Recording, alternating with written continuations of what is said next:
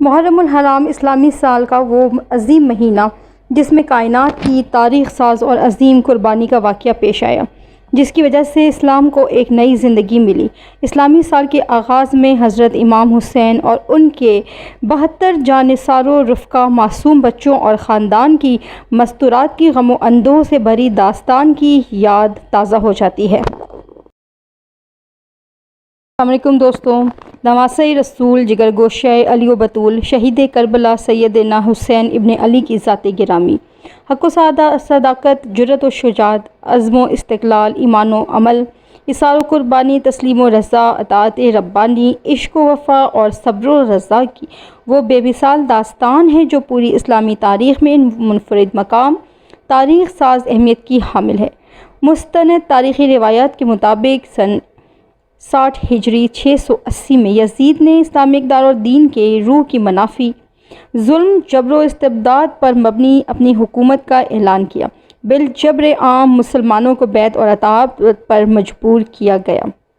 ایسے میں امام عالی مقام امام حسین نے حق اور باطل کی اس جنگ کو جاری رکھتے ہوئے یزید کے سامنے سر نہ جھکا کر جام شہادت نوش کرنے کی ایک ایسی مثال قائم کی جو رہتی دنیا تک یاد رکھی جائے گی۔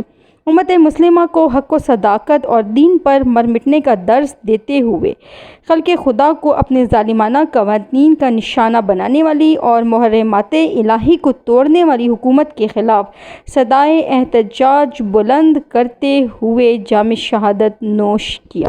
شاہ است حسین، بادشاہ است حسین۔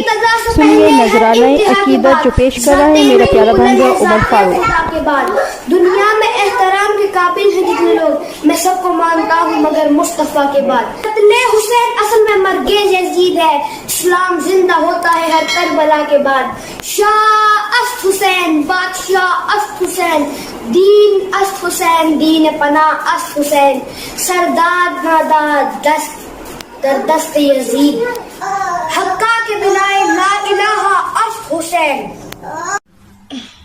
قتل حسین اصل میں مرگز یزید ہے، اسلام زندہ ہوتا ہے پھر ہر کربلا کے بعد۔ السلام علیکم، اگر آپ کو ہماری ویڈیو پسند آئے لائک کریں، شیئر کریں، چینل کو سبسکرائب کریں۔ Bye bye. السلام علیکم، اگر آپ کو ہماری ویڈیو پسند آئے تو ویڈیو کو لائک کریں، شیئر کریں اور چینل کو سبسکرائب کریں۔ Thank you, bye bye. دوستوں، امام حسین کی یہ جنگ کیا اقتدار اور حکمرانی کی جنگ تھی؟